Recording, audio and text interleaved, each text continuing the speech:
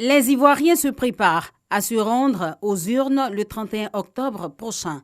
La CEI, comme cela s'est fait à chacune des étapes, informe, forme et sensibilise les acteurs.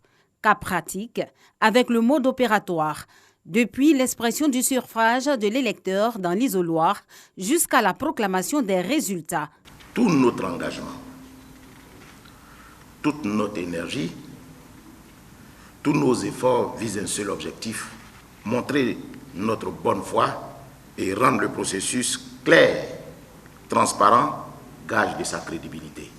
Je voudrais vous dire que la commission électorale indépendante est prête techniquement pour organiser le scrutin présidentiel du 31 octobre 2020.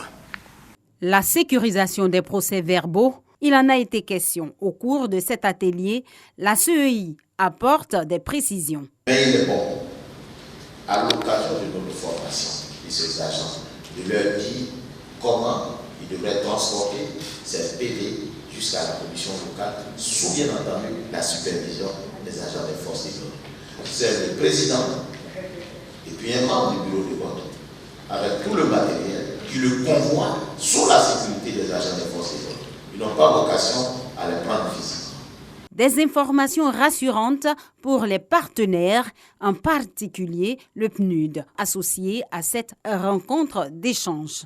À l'approche du jour J, nous sommes à 18 jours du 31 octobre, où les Ivoiriennes et les Ivoiriens se préparent à se rendre aux urnes. Nous espérons et souhaitons vivement que les efforts consentis par les uns et les autres aboutissent à une élection apaisée, démocratique, conforme aux règles établies et aux standards internationaux. La CEI, plus que jamais déterminée à jouer la carte de la transparence à toutes les étapes du processus, à la grande satisfaction des parties prenantes. Depuis les années 2010-2015, c'est pratiquement donc le même mode opératoire, seulement que cette année, il y a une amélioration à un certain niveau. Et je pense que ces améliorations-là également, nous les avions déjà incorporées nous-mêmes au cours de nos formations.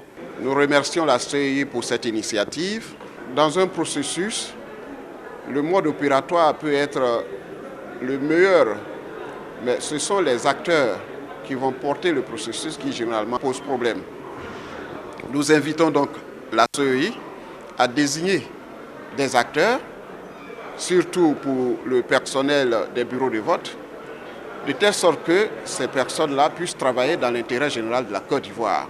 L'objectif de cet atelier pour la CEI, entre autres, montrer la transparence dans la gestion du processus électoral et permettre aux participants de se familiariser avec le mode opératoire.